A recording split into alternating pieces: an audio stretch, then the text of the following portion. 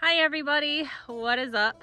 Today is Saturday evening and I'm gonna get started on a little project. I guess I should catch you guys up because it's been a minute since I made a video, and I'll take you guys over here and show you a little bit of what's been up.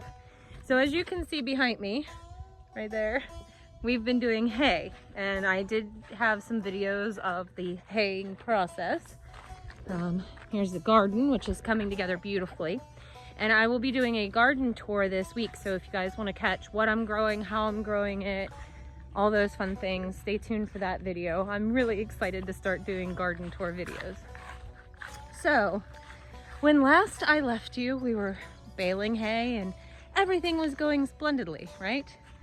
Well, when you're a farmer, things don't continuously go splendidly, let me tell you. So our mower that we use is a New Idea cut conditioner. I told you guys that, showed you it working. It's not working anymore. What happened? We started taking stuff apart. I don't know if this one, we're gonna need a new shaft, a new cutter bar assembly. It actually, I'm not sure if you guys can see, right in here, this cone piece is actually snapped off from the spindle itself. So I need a whole new cutter bar. And in order to get it on, you have to flip the thing up and you have to drop it over there, and it's a whole mess. Anyways, so that happened. Okay, well, we have the brush hog, so not all is lost, right? And at this point we have a good bit of hay down, and we're like, okay. Our goal was, we had a really big field, so the goal was to have Cody use the brush hog with the H on the flatter spots, and I was going with the cut conditioner up on the steep parts with the 460.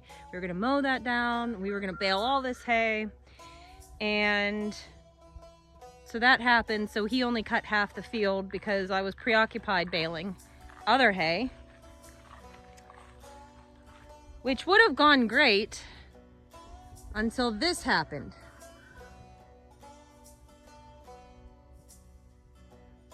This, albeit a little bit amusing now, is still not really funny to me, but I mean, I guess I can kind of chuckle at it because nothing bad happened when it really could have. I was baling and the bearing here, as you can see, blew apart, and when it blew apart, it popped the flywheel off the front, busting the shaft into 3 pieces, and the flywheel went careening down a valley towards my friend's house, barn, cars, everything. I had a complete heart attack. It landed, fortunately, with nothing happened. It landed in the field until it started rolling again. Fortunately, all it was a shed that can be fixed. We got extremely lucky. So moral of the story, kids, is when you're farming, it's like Murphy's Law. Anything that can will go wrong. So fortunately, my lovely friend has allowed us to use his baler as much as we need it this year. We do still have the brush hog to mow stuff with, so we're not dead in the water, but we are going to be needing to fix some things. So it is what it is when you're dealing with old equipment. It is what it is when you're still learning and you probably do some stupid things that you shouldn't do. The greatest thing I can say about farming is it really keeps you humble. Just when you think you've got a handle on something, you don't. Okay, so. We found mice. Oh yes, and now Harley is nursing mice. They were in the twine in the borrowed baler, and she has kept 2 of them alive to this point, and it's been like 3 days. Yeah. Their eyes were closed, no fur on them or anything. I didn't expect them to last as long as they have. Anyways, so to catch you up to speed, this is the spot of the garden where I told you before we had the holding tank, and Jeff dug it up and he packed it back with fill dirt. And the problem with that is it's too hard and absolutely worthless soil. And I hate to say it's worthless soil, but at this time of year, it is worthless soil because I don't have time to properly amend it, and it's just packed solid. So what we're gonna do, my Graham gave me these boards she had stacked up on the hill, and they are approximately 10 to 12 inch thick, like wide, oak boards, and they're absolutely beautiful. There's long length, and they're about a good true inch, maybe inch and a half, some of them inch and a quarter wide, thick. So these boards are amazing, and they're gonna last a long time. So I'm gonna make some raised beds here, and the rest of it, because I have quite a few boards, we're gonna make some raised beds for the high tunnel, which I still have to fix, but we're going to do that with these boards. Well, not with the boards, we're gonna do that and put the whatever, we're getting it done. And then I'm also gonna put some raised beds behind the tunnel in that extra space that I have, because I thought that was longer than it was. So raised beds everywhere. I'm pretty excited about it. So I'm gonna stop talking and I'm gonna get started building, and I will take you guys along with this. Okay, I have one put together. So these beds are 4 foot wide, and then just however long the boards are. I'm just making sure they're the same length. I probably should measure them, but you know what? Gardens are imperfect, and if my garden bed is a fraction of an inch off, it's fine with me. But I am measuring and cutting the 4 foot boards so they're the exact same width. So I'm gonna cut a few more of those boards. I have 2 more beds to put in here. And then if I have enough room up here at the front, right here, I may actually just go ahead and do a small, maybe 16 inch bed along there, just to give me some extra space and utilize it, because I don't want a whole lot of dead space. Ooh, the sun. I don't want a whole lot of dead space there, because that's just more room for weeds to grow.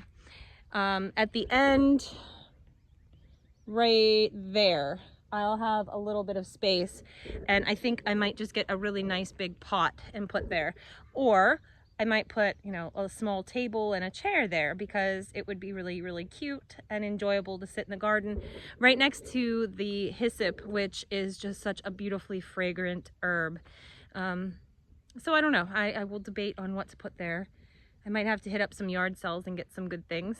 Yeah, so let's go ahead and build the next one. I'm going to cut another 3 4 foot sections, because I already have one cut here. So I'm going to go ahead and cut another 3 of those, and then get the other boards tossed over the fence. So I'll put you guys on a time lapse.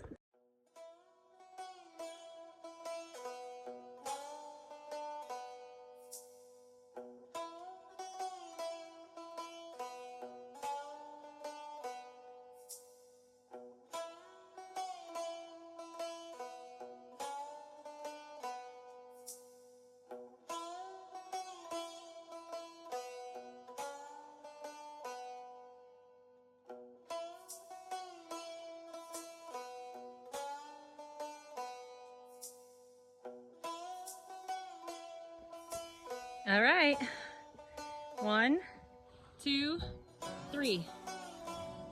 Got them done. They are not perfect, but they're perfect for me, and that's all that matters. I'm gonna space these a little bit better, just to make them nice. And then I was thinking about ordering topsoil from our local landscaping place, because I need a good bit of soil to fill this stuff up. But for 2 reasons, I'm kind of thinking about just taking a shovel out into the woods. Well, actually, I guess 3 reasons. If I can get enough soil from out in the woods, number 1, it's free. Number 2, soil out there is really, really great, because it's had years and years and years of decomposition of leaves and twigs and everything else. So it's very nutritious and really great quality soil. Number 3, if I get my soil from a landscaping place, there's no guarantees that it hasn't been treated at some point, sprayed with Grazon or other types of chemicals or fertilizers that I don't want in my vegetables. And even if somebody says that something's organic, that's not always the case. Maybe they don't know. Maybe something happened, maybe runoff, it's hard to say. But I do know that if I were to get something brought in and I planted my precious tomatoes in there and they died, I would be beside myself. So I'm kind of thinking about going the manual labor route and just going out there with a shovel. I can bring the skid steer out there, fill up buckets at a time and bring it back. I don't want to do too much damage out there as well, but if I take a couple inches off the top here and there in places, it should be just fine. Will I have weed issues? Possibly, but I already have weed issues, so what's the difference? Anyways, I just wanted to show you guys these garden beds. Let me tell you, rough cut oak is heavy, and it is no joke. And you will break the heads off of a lot of screws, but they're in. And now I just have to fill them with dirt and I can start planting. I have this whole tray of tomatoes that still need to go in. And these are mostly cherry tomatoes. I have Midnight Snack, which are great. This guy needs some water. I have Indigo Pear Drops, Gold Nuggets, Indigo Rose. And then this is a full-size tomato. It's Wapsipinicon Peach. I don't know if I'm saying that right. I may have slaughtered it, but that's how I'm saying it.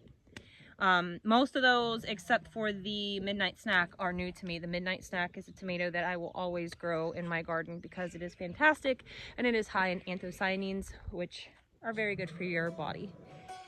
Anyway, I am going to go ahead and get off here. I don't know if you can hear, but the circus behind me is wanting fed. So I'm going to get off here. I'm going to kick on my boots and I'm going to go get some barn work done.